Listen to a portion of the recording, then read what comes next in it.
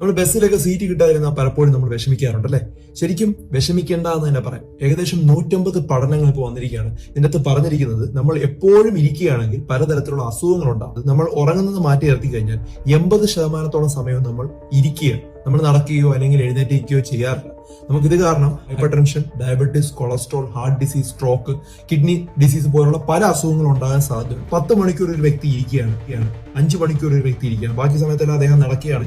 ആർക്കാണ് കൂടുതൽ അസുഖം വരുന്നതെന്നുള്ള പഠനങ്ങൾ നടത്തി. അതിന്റെ അകത്ത് 110% ചാൻസ് ഉണ്ട് 10 മണിക്കൂറിൽ കൂടുതൽ ഇരിക്കുന്ന ആളുകൾക്ക് വയറിലും ചുറ്റും വണ്ണം വരാനും പൊണ്ണത്തടി വരാനും. 20% ചാൻസ് ഉണ്ട് ഡയബറ്റീസ് വരാൻ. 8% ചാൻസ് ഉണ്ട് കോളോൺ ക്യാൻസർ വരാൻ. അതുപോലെ 10% ചാൻസ് ഉണ്ട് രക്തസമ്മർദ്ദം കൂടെ. അപ്പൊ അതുകൊണ്ട് തന്നെ sitting is A new smoking എന്നാണ് പറയുന്നത്. അപ്പം സീറ്റ് കിട്ടിയില്ലെങ്കിലും കുഴപ്പമില്ല, നിൽക്കുകയാണെങ്കിൽ നിൽക്കുക. എവിടെയെങ്കിലും ചെറുതായിട്ട് നടന്നു പോകാൻ എന്തെങ്കിലും സാധനം എടുക്കണമെങ്കിൽ നടന്ന് തന്നെ പോയി എടുക്കുക. മറക്കാതിരിക്കുക, നമ്മൾ എപ്പോഴും ഇരിക്കാതെ നമ്മൾ നടക്കാനായിട്ട് ശ്രമിക്കുക.